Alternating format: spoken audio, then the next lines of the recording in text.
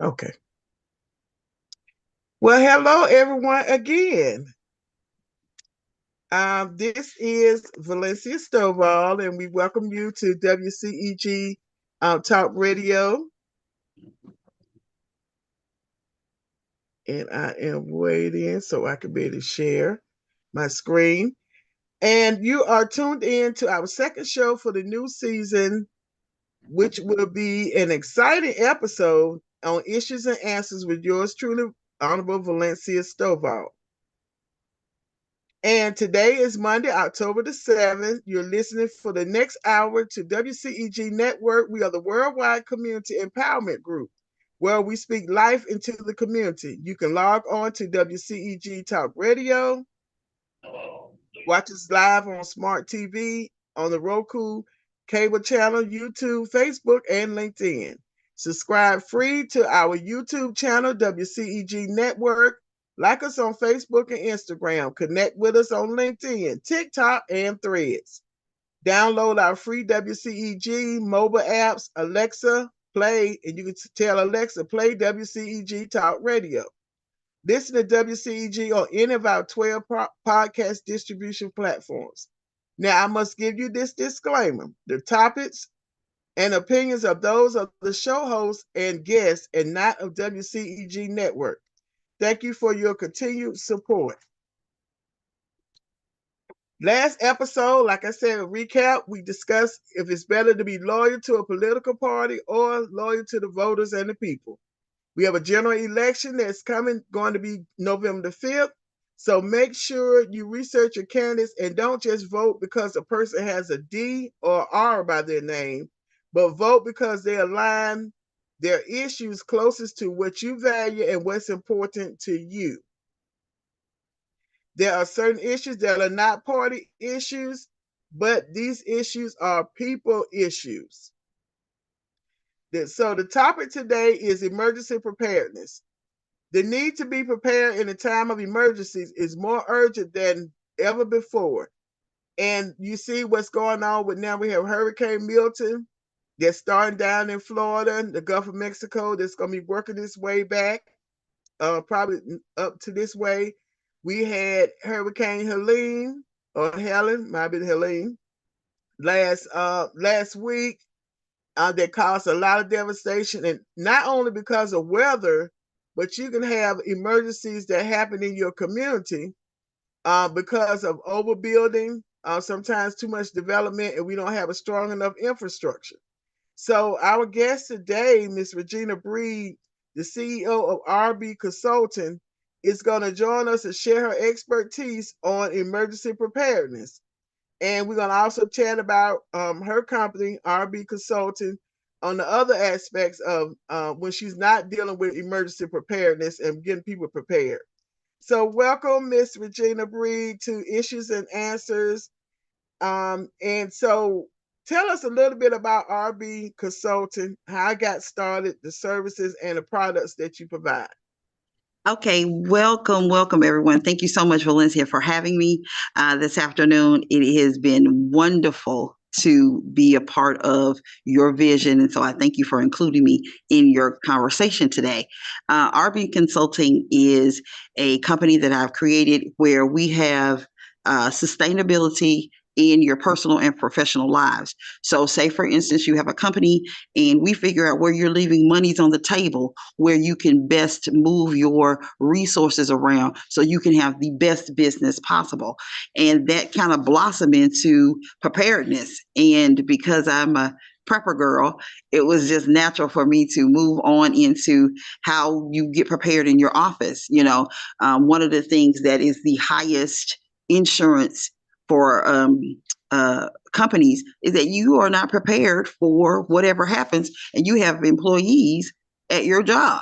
So a lot of the my clients are trying to figure out, what would I do if they happen to be at work?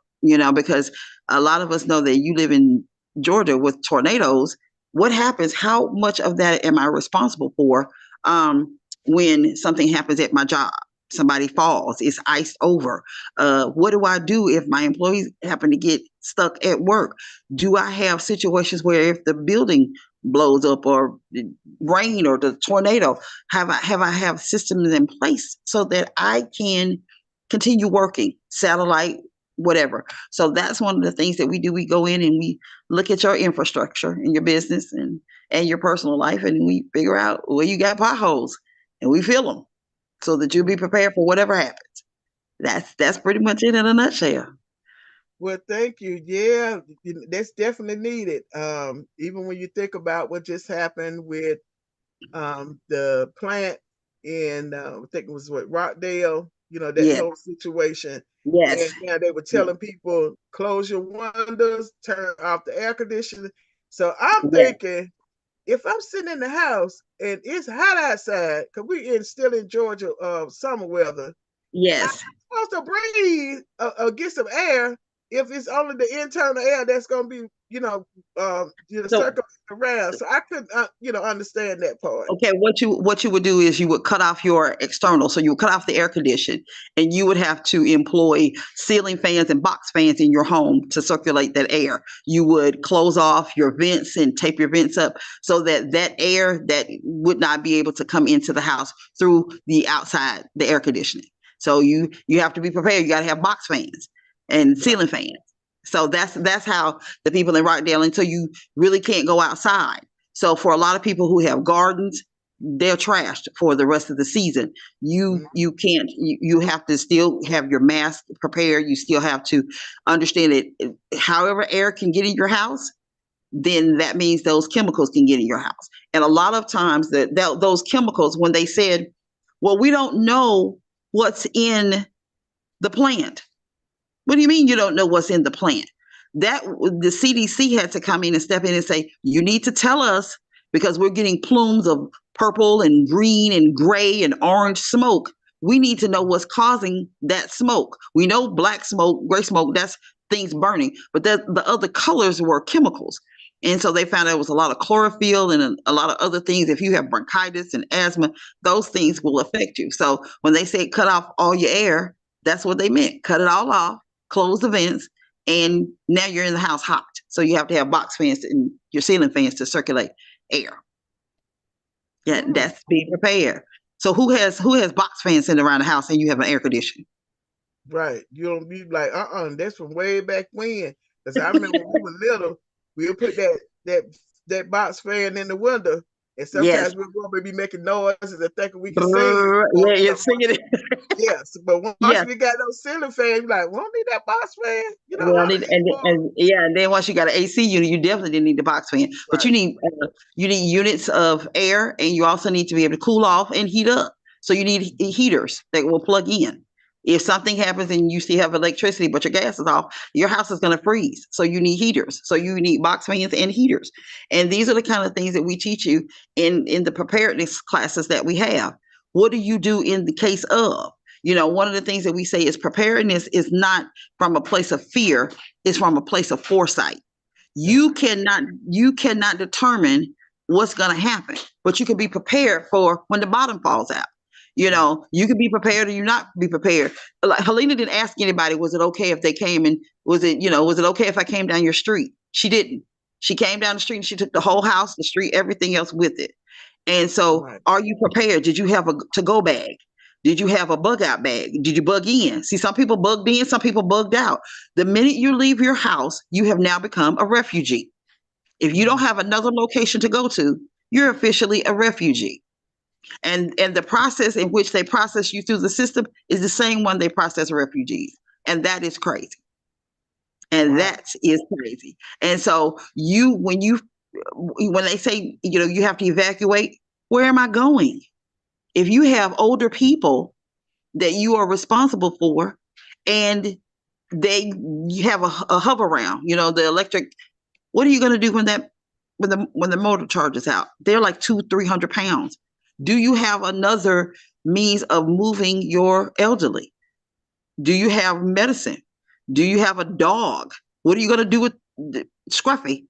I mean, do you have a system where Scruffy can carry his own water and food? Or are you just going to let Scruffy let go and let God? I mean, what are you going to do with the dog, the fish, the cats? Mm-hmm. You know what I'm saying? So there are things that you have to do in order to be prepared. And you have to think of the worst situation. What if? Prepare for that and pray for everything else. Because it's coming, whether you're prepared for it or not. Yeah.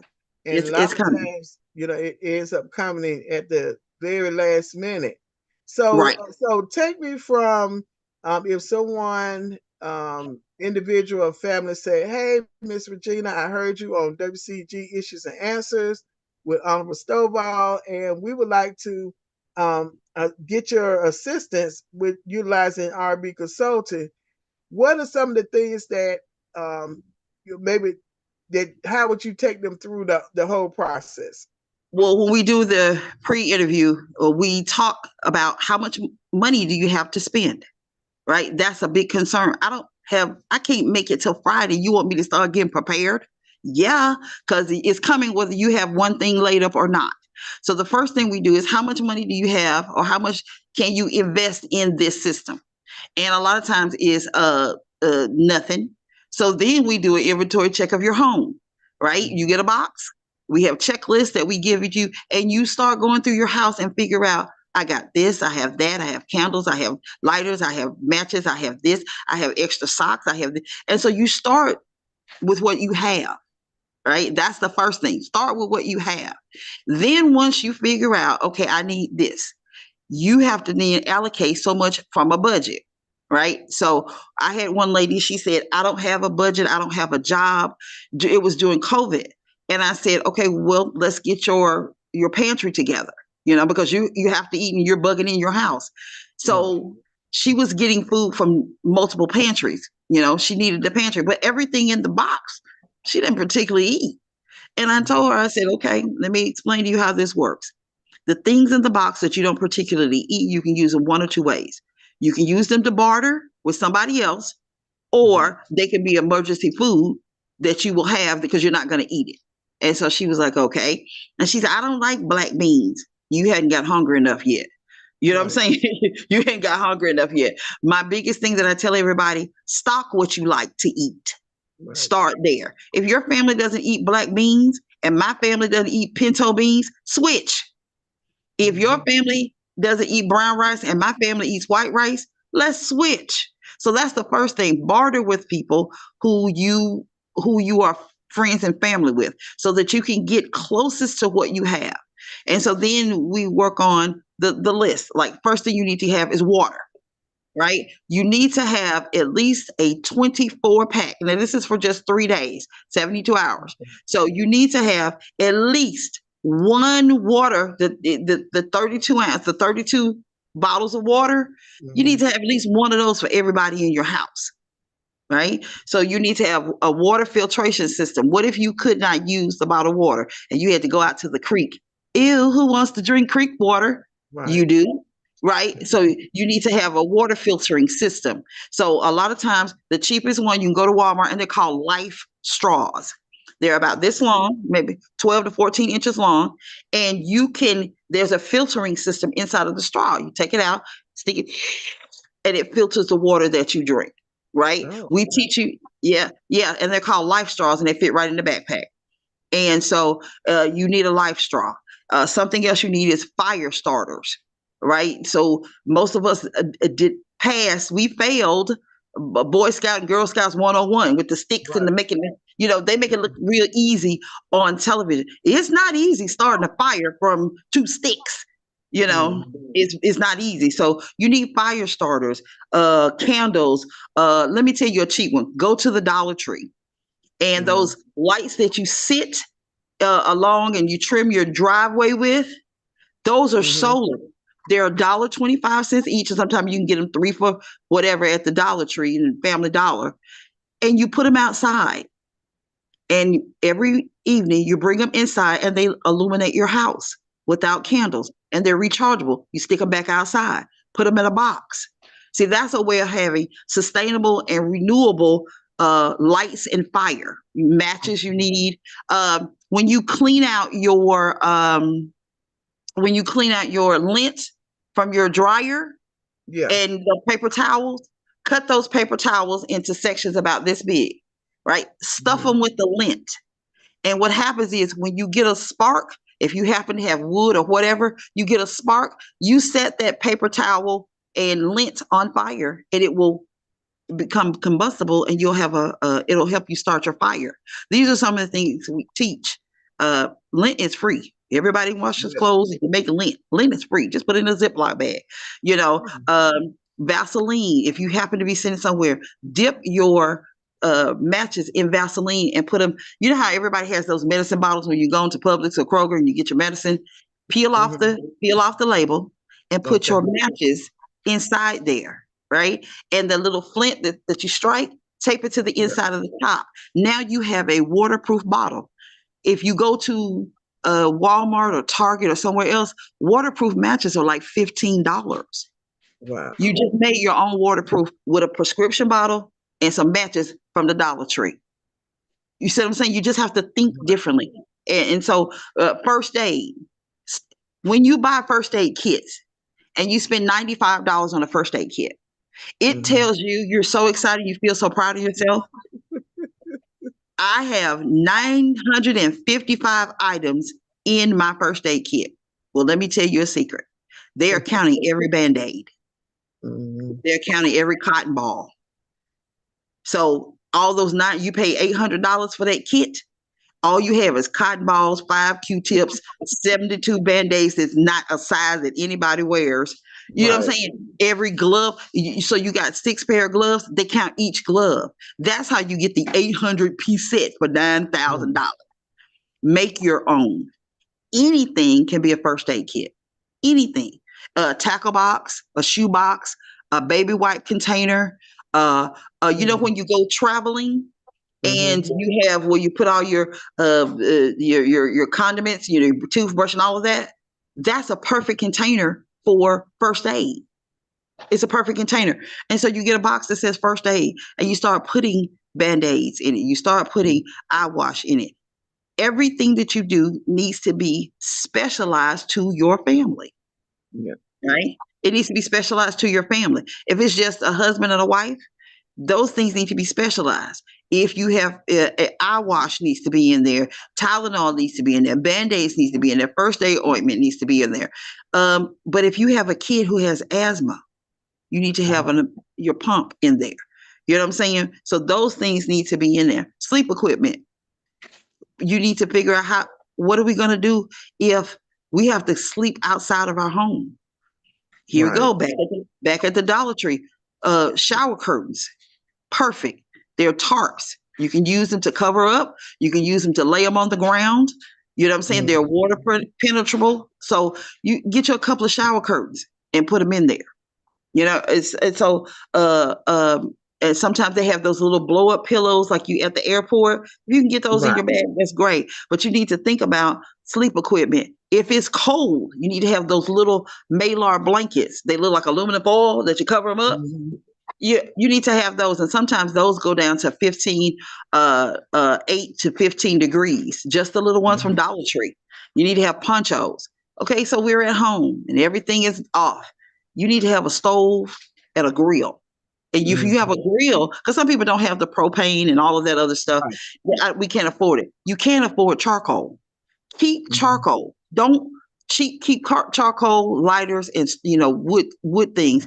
You can cook with your grill. And always have a cast iron skillet or a skillet that is able to be put on the grill. The aluminum pans, you need to get those and store them because you're not going to want to waste your water washing dishes. And so you need to think about that. Let me ask you this. So you mean to tell me that I can use my cast iron skillet for something else besides hit somebody upside the head?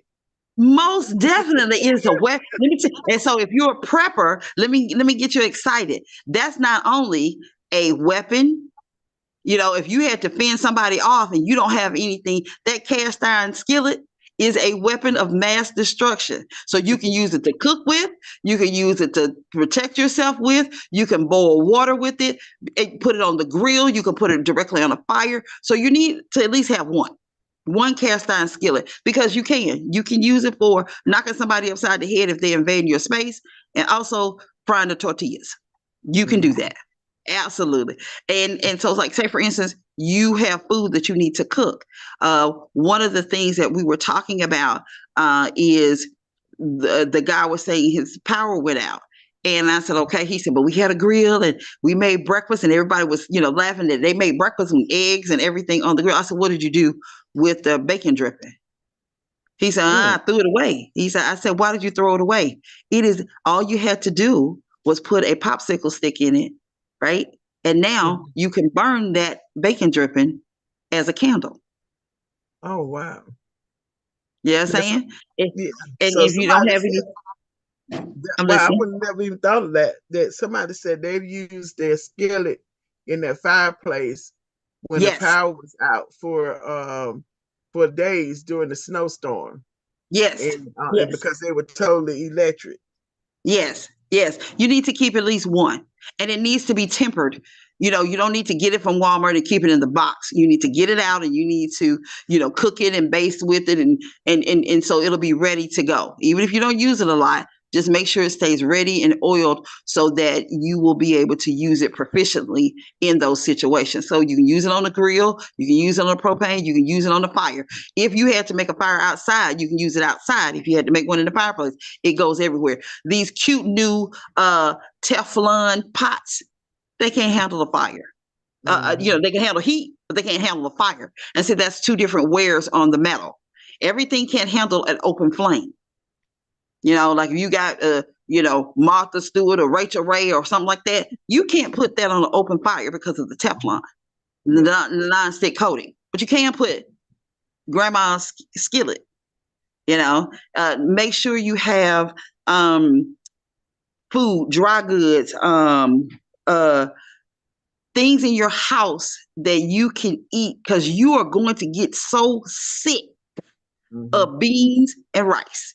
Yeah. Right. Figure out other meat substitutes that for your family. Figure out like beef jerky. So say for instance, one day say, okay, I got beef jerky and I got some ramen noodles.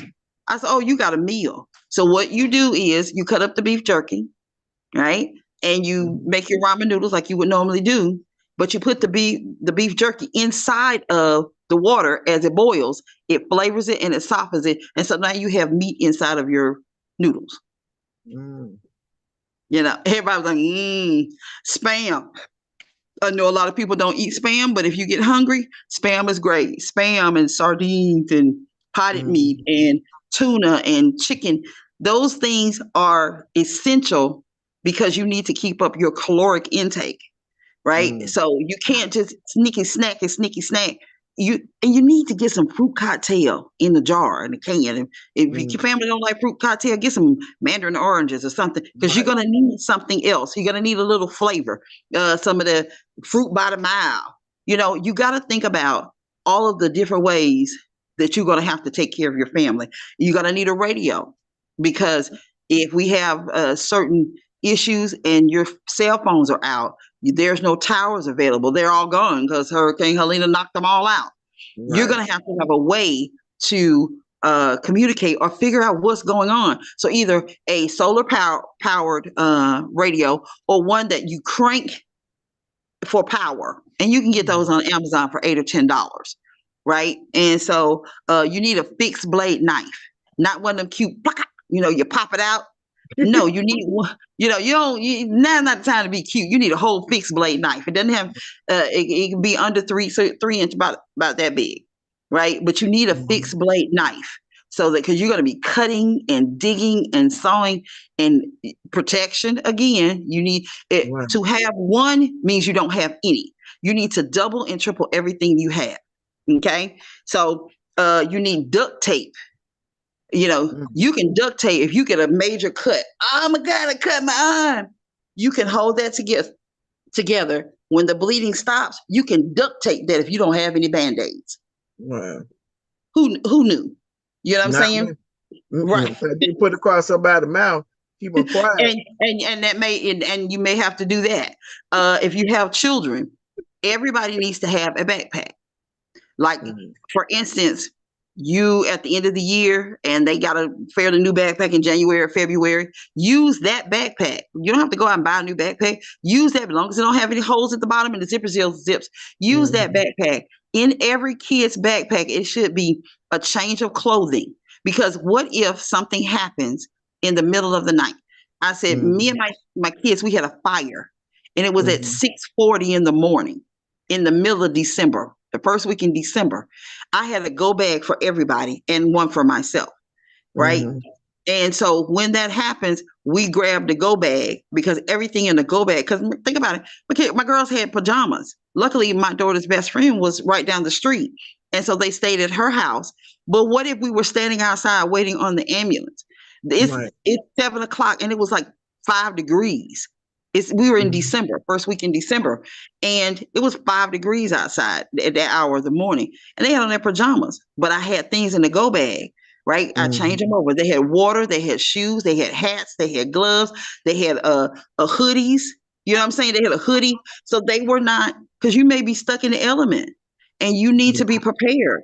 In your go bag as a mom, you need to have their last report card, social security card, copies of driver's license, copies of birth certificates, copies of insurance for your home. Because when you start calling people and say, "Hey, my house is gone. Hey, I need an insurance policy." Man, I'm sorry, what is your policy number? Lady, I don't have a house. My house just walked away. They don't, because they get 1,000 of those calls. So you need to be prepared. Nobody's going to feel sorry for you because everybody's in the same situation you're in. You're not special, right? You have to understand, if you don't take care of you and your family, nobody's going to take care of you and your family. And I'm not being funny, but the people in the Carolinas are having a hard time. Some of them have still not been able to get resources because there are no roads. What are you going to do if there's no roads? Yeah. There's no roads, there's no gas. So the people who thought they were prepared and had a generator, their gas is gone out of those generators now. And this is when people start to loot, like day 7, day 9, people start to loot. People start to lose their lives. People start to disappear. And I don't know where little Johnny is. Because I said, they'll see the smoke and the plume coming from your house. Oh, they have food. They have cooking. Yeah. And you need to be prepared. Your medical backup, if you have cancer, you have thyroid disease, you have your blood pressure medicine, you need to have a backup to that medicine. What is going to happen if you have a life-saving medicine and you only have 30 days and Hurricane Helene came day 26? Day 26. You ran out of medicine on the 30th. Today's the 7th. Yeah. What are you going to do? Some of those people still, what are you going to do? So you need to be able to either have a natural remedy that you can take or have a backup. And you may have to talk to your doctor about that and say, okay, I need 10 extra days of my medicine. Sometimes your insurance won't pay for that. So you got to figure out how you're going to, insulin. If you are insulin dependent diabetic, how are you going to keep your insulin cold? Yeah. That's life threatening in 7 days, guys. Solar charges for your phone, right? So these are some of the things that we help you get prepared. We walk through your home and say, that's something you can use. This is something you can use. Everything needs to have 1 to 3 purposes, right? 1 to 3 purposes. If it doesn't serve 1 to 3 purposes, Valencia, you don't need it. Yeah. And you need to have something fun for you and the kids to do. And you need to have a Bible or whatever the connection is to whatever higher power you have, because you're going to need to call on it. And you can't forget that. You're right. You have to call on them. So a lot of people, they forget that. They don't have, you need to have whatever words you listen to. You need to have the Bible, Quran, the Torah, the Bhagavad Gita, whatever that is. You need to have a copy of it in one of your bags. You need to have playing cards for the kids, Go Fish, Uno, coloring books, multiplication problems, something. You need to have paper and pen because you need to take notes. There was one of the clients that we talked to. I was at a conference, and his family was in a home, and people were raiding the homes. And what he did was he killed a couple of squirrels and possums, and he buried them outside of the house, right around the yard. So it smelled like dead bodies was in the house. Because people were coming in, they were looting the house, and he would say dead bodies. He said people are deceased and he boarded up the house, right? And his family was inside of that house and they had a way to escape and get out of the house. But he kept dead animals around the house so that the smell would be so bad, people would not come to the house. Now, Right. none of us here in America have ever had war on our land. What are you going to do if somebody decides to invade us? Where are you going? Oh, I'm going to the country. Let me just tell you, country people are not having you there. You have a better chance working it out here in the city because country people are not going to allow you to come to the country and use up all their resources. And so you got to figure out what you have to do and how you have to do it. And it sounds really bleak, but you would rather hear this conversation today than have to have this same conversation in the middle of Hurricane Helene and you're standing there going, what are we going to do? Yeah. We don't have clothes on our back. Go ahead. I'm sorry. Yeah. From the listening audience, you got them thinking. So one question says, after getting all these things, how often do I need to restock or survey my kit? If I haven't had to go through and hold on, I need to learn how to read this. Okay. If I haven't had to go through an event once a year, every 2 years, or when? And how do I do this without going through stress trying to put it all together? Okay, well, what you need to do is send me an email, rgbree@yahoo.com, and I have checklists for you. It's a simple checklist, and we'll have a conversation. It's very simple. You don't need to stress about it. And how you go through your kits is you need to, every 6 months, every 6 months, you go through when you change your what is it called? When you check your the battery. When you check the battery, say January and June, right? So if you start this kit now and you have it ready, you automatically know on your calendar says check my kits in June, right? And what that means is you get to eat up the food in the kit. You get to change the smoke detector. That's what we was talking about with the little thing that sometimes yes, drive you crazy. It will drive you nuts. But on there, you're supposed to check those as a part of being prepared as well. So every 6 months, you need to just check your kit, go through it, use up what's in your kit, right? That's what I tell everybody. 30% of the things that are in your house is supposed to come from your source. You're not supposed to bring things out of that store, out of Kroger, and bring them straight into your house. You're supposed to bring them from Kroger, set them up in your pantry, because the things in your pantry in the house has to come from the things outside for your secondary pantry.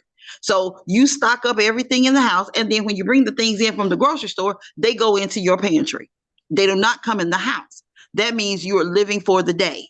You're trying to get to where if you have tomato sauce and you will run out in the pantry in the house, you just go to, say, for instance, your pantry's in the garage. You just go to the garage and get you some more tomato sauce. So when you go to the grocery store at the end of the month, you buy 2 cans of tomato sauce. They both go in the garage. And then when you need them, you then fill up your pantry from your pantry. You never bring it from the house straight into it. Only 30% of the goods. And that's like toilet paper and things of that nature. But here's the thing. When you are prepared, you use your stash. You don't just, that's what everybody's like, what if you use the stash? That's why I say only get stuff you're going to use. Like, say, for instance, those clothes and those shoes and all of that stuff, you use your stash. You don't let it sit for a whole year. You go through it and you say, okay, what is going out? Okay, I need to change the toothpaste. You use the toothpaste and just buy another one because you're using it anyway. You see what I'm saying? You're going through the toothpaste anyway. So you just use the stuff up in your kit and then you replace that as you use it. So everything in your kit is always new and fresh, and you don't have 5-year-old potato chips and peanut butter crackers in your kit. You know what I mean? You just empty out your kit and you let the kids eat the stuff and you just replace it. Oh, I need to replace the snacks in the kids because they're 6 months old. I need to replace the water. So drink the water or water the plants with them. Give it to the dog. Whatever you want to do, put new water bottles in there. Now you have fresh, new things in your kit. It's nothing to be stressful about. You just, one afternoon, you just go through them. Oh, I need to put some camphor finique. Oh, you just have a running list when you go to the Dollar Tree or you go somewhere else. You may say, I'm going to spend $10 a month. on my kids. That's all, $10 a month. And that's how you get started. So think about it. If you spend $10 a month, 10 months, you bought a whole kit. You made a whole kit with everything that you need in your kit. So it's not stressful. Remember what we said. Preparedness is not coming from a place of fear. It's coming from a place of foresight. Okay. Right. So that's the biggest thing you need to remember. And I promise you, when something happens, God forbid it never does, but if something happens and you have a to-go bag ready, you know how good you're gonna feel, because then you can worry about other stuff. Right. Right. So someone want to know how can the audience contact you for more details, and do you have an upcoming event? I know you just previously had one over at oh, I don't know. She gonna get me. I don't forget the name of the church. Gresham Park Christian Yes, Church. Gresham Park Christian Church over in Decatur. Yes. And I know you had that event. Do you have another event that's coming up, or what's the best way for them to contact? Do you have a website or? Yeah, the best way to contact me is send me. I'm on Facebook, Regina Breed, and you just send me a DM, or you can just send me a message, rgbreed@yahoo.com. And for your audience, for direct contact, just pick up the phone and call me, 404-437-3371. You can just call me. And for your audience, if enough of them, Valencia, want to have a class, right? A preparedness class, the post down below, we need a class, I need a class, and I'll do a special class for your audience. How about that? Okay. Now repeat your number again. 404-437-3371. If you want to talk to me, because some people, they can just send me an email, they can send me a text message, and we can get it taken care of. But some people, they want to hear my voice. They want to say, okay, this is my situation. And we personalize everybody's situation. We personalize everybody's kits. We personalize everybody's, because everybody's not the same. Some people, oh, I got $300. Let's do it. We make you a kit and backpacks and all of that, and it's done. Some people like, I got $8. What I'm gonna do with $8? We'll do a lot with $8. You know what I'm saying? Like I said, go through your house first. Let me tell you what's perfect. You know how you go to the hotel and you get them little bitty bottles of lotion, shampoo? Keep those bottles, because they go in your kits, right? You don't have to buy shampoo and conditioner and soap. You already have them. When some people give you samples, keep the samples, because you can use that stuff to go in your kit. Pens and hand sanitizers and masks and all of that. Let me ask you, does anybody on your feed know how to make a filtration mask if we had a situation where you needed a gas mask? Not just no. Please enlighten us. Okay, it's 3 simple things: duct tape, charcoal, water, and coffee filters. Okay, so what you do, you would get the coffee filters and you go out and get charcoal. Yes, the charcoal that you barbecue those ribs with, hammer it, mash it up so it's real fine. Put it on a double coffee filter. Activate it with water, put 2 more coffee filters on it, duct tape it around it. Now, when you put it up to here, that is a filter for gas and hazardous material. You can make one for the kids and everything. Now you've got a homemade mask that will save you and your family, so you don't have to be inhaling all of that, whatever, putrid stuff, just in case we had a fallout. Oh, wow. Does anybody know how to open up a can without a can opener? And that's another thing. A manual can opener, like your grandmama used to have, that needs to go in your kit as well, right? Yeah. So does anybody know, if you don't have that, how do you open up a can? Well, I remember before we had the can opener, or if it got broken, we had one of them good thick knives, and we just hit it down like this, and then make the little triangle, pry open. But I'm sure you got a better solution than that, because your hands start hurting at the end. Right. When you right. Remember, I said get a fixed blade. Don't get one of them little cute flucky. Right. That's one of the reasons why you need a fixed blade. But here's the thing: say you got a can of tuna, right? Flip the can upside down on the concrete, scrape it like this, right? In about a minute and a half, what you have done is create so much friction, the top and the bottom will separate and the top will pop off. And ta-da, you are now being able to. Yes, that's I a way. knew it was an easier way. Yeah, so you just got to get out and it's on concrete. And so those are the kind of things that we teach at the preparedness class. We teach if you are in your house, and most people, if you ever had your house get freezing cold in the wintertime and you don't have a heat source, here's a heat source. If you keep a clay pot, a terracotta pot, right, and a flat sheet, right, and then you elevate the terracotta pot on the rims of the cooking sheet with the little bitty tea lights, right? The little bitty tea lights you can get for $500 for $1. You know what I'm talking about? The little tea lights that you can get. Flat cooking sheet, terracotta pot. Turn it upside down so the hole is sticking up where the water will come out. Stick those little bitty lights inside, and it will illuminate heat. It will illuminate heat, and that's how you stay warm. If you have a tent and you're in your house, right? Put the tent in the house because it's 25 to 30 degrees colder in your house because of the insulation. Right.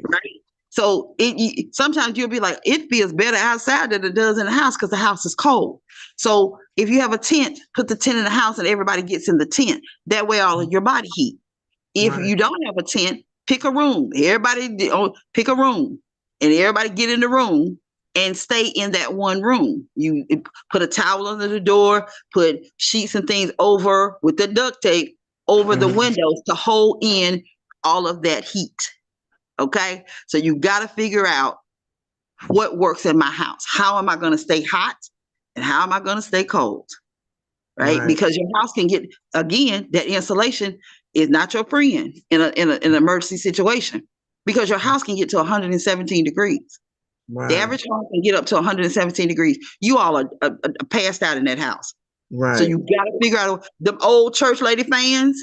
You might want to get a couple of those and put it in your to-go bag, your heat and air, your cool, hot and cold bag boxes. You might want to keep them the church fans because think about it. If your power goes out and it's hot, you got to figure out a way to keep cool. Also, if you got a fan and you go and you can find ice, the best way to cool off is put the fan, fill the ice with water, and have the fan blow across the top of that ice. Instant air conditioning. Oh, wow. Okay. Yeah. Because, instant air conditioning. So you got to figure out, people did it forever. Gardening, canning, we've got to get back to those skills. So when we need them, we will have them. Right. Well, we sure appreciate you, Regina, giving us all this good information. And like she said, if you want more information, you want her to help kind of come out, identify, and kind of look at what you have in your home, whether it's an apartment, whether it's a house, whether it's your business, being prepared, how do you prepare for, for business. So anything along that line, contact her. Like she said, you can find her on Facebook, Regina Breed. That's Regina B like boy REED. Yes. Or you can give her a call at 444-437-3371, or you can send her an email at rgbreed@yahoo.com. That's it. And so, I keep it real simple. Yes. I said, did we answer all of your questions? Okay, good. Yes. And so if y'all have any more questions, you can definitely reach out to her directly. We really appreciate you spending time with us, on this day and getting us prepared, because unfortunately, there are going to be more emergencies that are going to come up. And it's like you said, we want to reduce the stress by already being prepared, and knowing that you have your kids and those backpacks, parents that, doing. I know I used to do the back to school block party, and we would have the backpacks that were not clear because most of the schools now have to have clear. And so we used to have some of the parents say, well, I don't need that backpack. I need the clear one. Well, now Miss Regina has given you some information on how you can utilize that backpack that's not clear, that you have gotten free, at the back to school block parties that you go to, and being able to label it for each one of your children, for each person in your house. They have their own backpack that when it's time to, like she said, the bug in or bug out, you got your stuff that's personalized to each person that's in that particular house. Right. So we really appreciate that. I'm going to go now to my next segment because we have a little less than probably about 15 minutes left for the show. And you all know I do my what time is it? It's time for the Say What segment. Every day there are situations happening like we talking about today, all around us that make us want to say what to the what and the what. So now, first one, did you know today is World Cotton Day? How many items can you say are made of cotton besides clothing, bed sheets, towels? We know that those are the general things. So what about the outermost layer of a yarn on a baseball is a blend of cotton and polyester. And that because it's shaped, because those things are used, it helps the ball to maintain its shape. How about the cottonseed? It's crushed to make cottonseed oil, which can also be used as cooking oil. Cottonseed is also fed to livestock as a protein source. How about high quality diapers? Those people out there that have children, those babies. I have a newborn, she's about almost 8 months next week. But we still using those diapers. And baby wipes. They're made from gentle, breathable cotton, perfectly suited for the delicate skin of those infants. How about your ingredients in skincare creams, bath lotions, and baby shampoos? We talked about that earlier about putting those in your emergency kit. But all of that is made out of cotton with the cotton ingredients. And so even when you think about all those uses for cotton, I can see why in the South it was such a major industry, during the slavery time because of all the things that you can use that cotton for. So that's a say what? Cotton Day is today, y'all. So my next say what? According to The Hill, which is a newspaper, the FBI has agreed to pay over $22 million to settle a class action lawsuit involving 34 female recruits who alleged harassment and discrimination at the Bureau's training academy in Virginia. Y'all, this the FBI. Now, we're not talking about the private sector. We're talking about the government sector that has been allegedly harassment and discrimination against 34 of the female recruits. These are females that decided to go in with the FBI. And the lawsuit says the FBI has intentionally allowed the Good Old Boy Network to flourish unrestrained at the FBI Academy. What? Say what to the what? What? So how about the next one? This came from the same magazine, same newspaper, The Hill. Thousands of members of the International Shoremen Association stopped working. That was last Tuesday, striking for a substantial compensation increase. Many of y'all heard everybody talking about the longshoremen and how it's going to affect people rushing to the store and saying, what? I ain't going to be able to get my products coming over through those ports. I better go get me some toilet tissue, paper towels, everything. And kind of going back to what Regina talked about earlier. Now, if you had your emergency prepared kit, you wouldn't have to be so stressed out. You might have could have went and got some to backup, but you wouldn't have been stressed out if you went to the store and you found it with no bread on the shelf or no toilet tissue, no canned goods, because they're gonna clean it all out.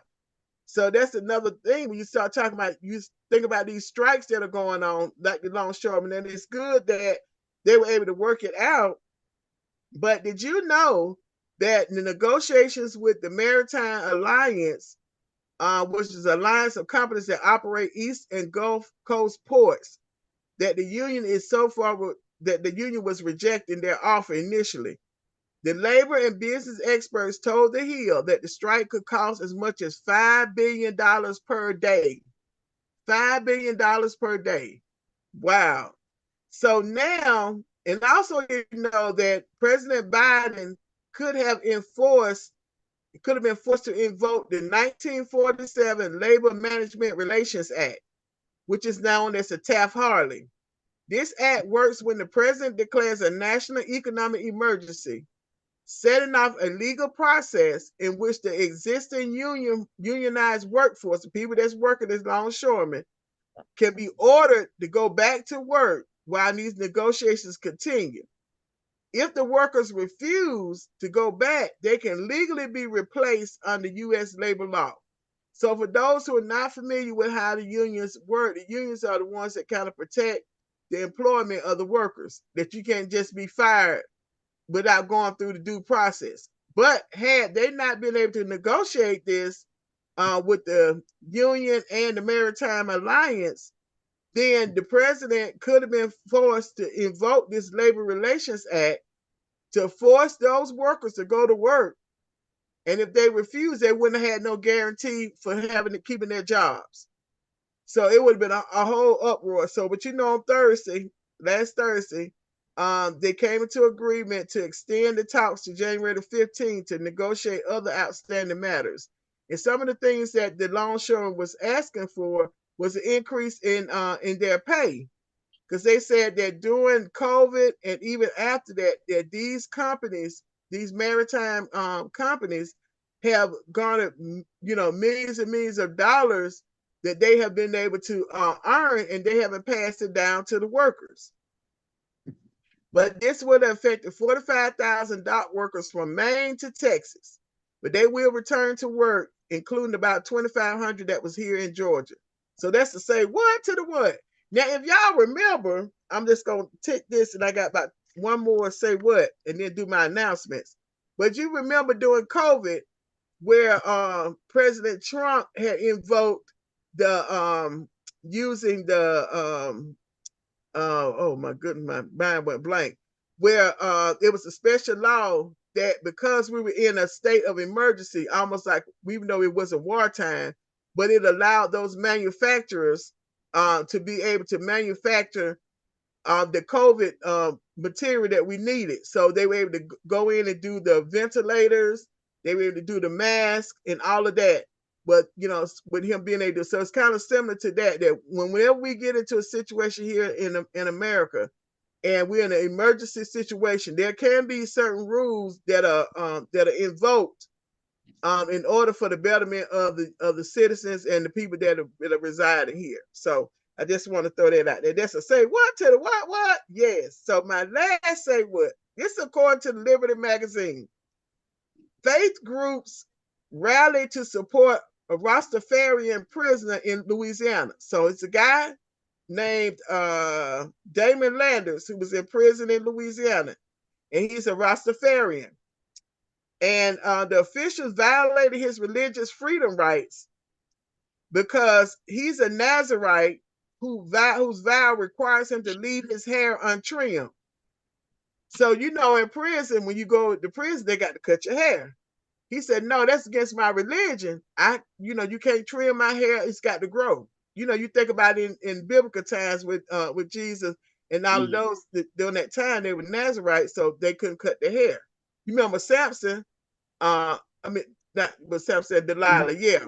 And so you end up cutting his hair, and he got weak because he was a Nazarene. Okay, but anyway, moving forward. But this gentleman here, so in the U.S. Court of Appeals, they ruled in his favor as a prisoner. So people in prison do have rights, y'all. And they said that he had a right to keep his dreadlocks. But guess what? You had some prison officials that said, this is our prison, and we're going to do it how we've been doing it. And they end up cutting his hair, forcefully cutting his hair. So now a coalition of Muslims, Jewish, Sikh, S-I-K-H, and Christian religious freedom advocates are now filing a friend of the court briefs for Landers' monetary damages. Now, they want him to get some monetary damages. He in prison because guess what? Those prison officials violated his rights under the Religious Land Use and Institutionalized Persons Act. And they argue, the religious advocates argue that it's vital for the prisoner to file this claim as a way to hold prison officials accountable for violating his rights while he in prison. Say what to the what? Yes, yes, yes, yes. See what I'm talking about? We live in America where you have the court system. But we always talk about the three branches of government. You have the legislative branch, which I served in for 8 years. You have the judicial branch, which the judges, and then you have the executive branch. And okay, somebody else had something else. Okay, they was commenting on what you had said, Regina. And so, and because of that, we have a balance of power. One cannot overstep the other one. But you even think about someone that's in prison had a religious belief, and someone violated their religious belief, and they said, okay, well, we're gonna take it to court and let the courts decide what kind of monetary damages should be given so that because his rights were violated. Okay, one last one. This came in today, y'all, before the show started. In Georgia Supreme Court just ruled to reinstate the abortion law while it's going through the appeals process. So for those who don't know, in Georgia in 2019, there was what's called the heartbeat bill, was passed by the legislature, both sides, and then signed into law by the governor, Governor Kemp. And then after that, there were lawsuits filed because they said that this particular bill was violation of the women's constitutional right to have control over their bodies. So then it went to McBurney, one of the judges, who ruled and said that the abortion law was unconstitutional. So then people could be able to get abortion, and so then it came back again to say that because Roe versus Wade was the law of the land when that bill, let me go back up. Okay, 2019, the bill was passed, was signed into law. During that time, Roe versus Wade was still active, was constitutional. And so because it was constitutional, you had another group said that the abortion bill that was passed in Georgia should not have been allowed because Roe versus Wade, which is a federal law, was supreme. Then once the Supreme Court, the U.S. Supreme Court came and said Roe versus Wade is no longer the law of the land, that now the states will now be able to decide on whether they want abortion or don't want to allow abortion. So then you had the same group went to the judge in Georgia and said, hey, this is not right. And so that judge agreed and said, no, we need to allow abortion to take place in Georgia. Now, then now the Supreme Court came back and said, no, you cannot have abortions in Georgia.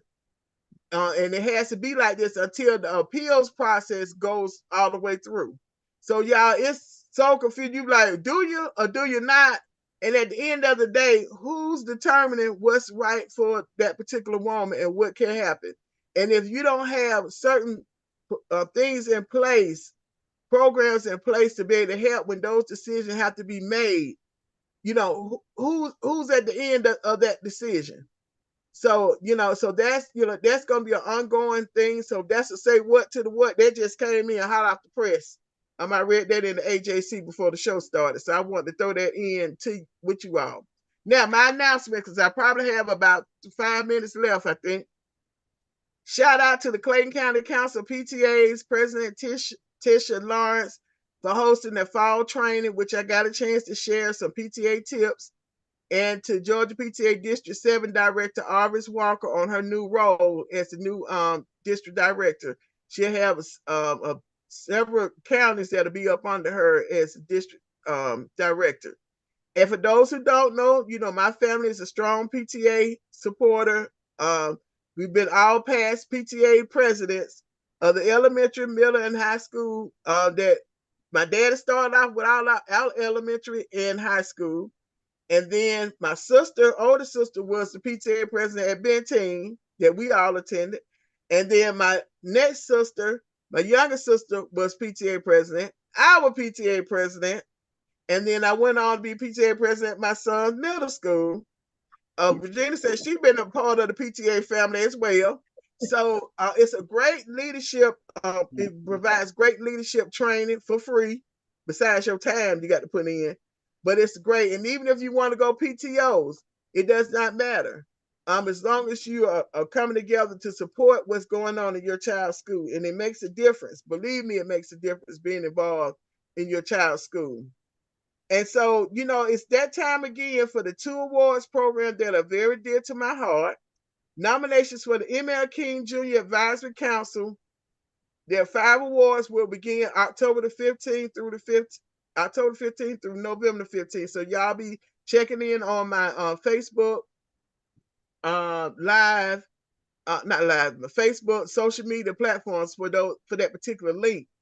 It is open to anyone in Georgia that you would like to nominate. And so the awards we have is the Reverend Joseph E. Lowry Civil Rights Award, Ambassador Andrew Young Humanitarian Award, Rita Jackson Samuels Founders Award, and that particular award goes for individuals, women who are business owners can be nominated for the Rita Jackson Samuels Founders Award. And then we have the last one is the John R. Lewis Lifetime Achievement Award. So the criteria will be listed on the link on the website, and I will get it out. And I still want to thank my appointment that was given to me. It's been going on 3 years now. I've been appointed. This is my 3rd year by the late Speaker David Ralston. And I was able to serve, and I also serving as elected vice chair by the members. I was elected by the members as the vice chair of that council. And when I talk about earlier about partisanship, and I always talk about my bipartisan work, that was one of the results of my bipartisan work, to being able to have a Republican speaker that even after I left office to appoint me to this position means so much to me, and it's testament to the work that I was able to do and continue to do in my community. So I want to make sure I say that. Now, the second one is the Georgia Single Parent Recognition and Awards event.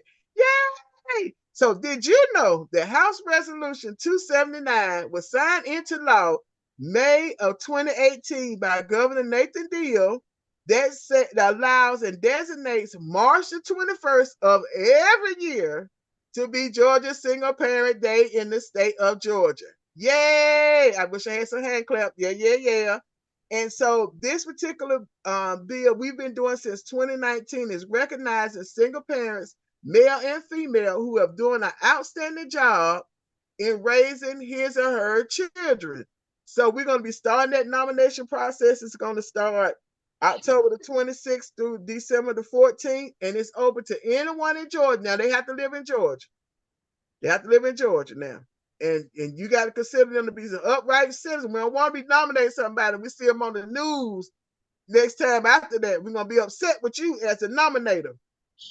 But it's a very simple process, and you can go to, I'm going to put the website in the chat, to nationallg.org to make those nominations. And we have 6 categories: education, medical and health are together, community service, business ownership, public service, and faith-based. So those are the categories that you could better nominate. And we have a good time at our awards event. Some of these parents, single parents, their first time ever receiving an award.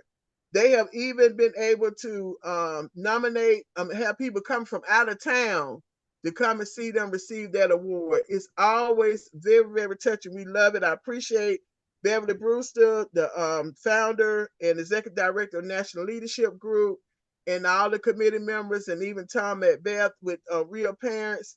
Those 2 ladies and Lenora Daniel were the ones that originally approached me about introducing this bill. And so this was the second bill that I authored that was signed into law. So I'm excited about it. We keep it alive every year.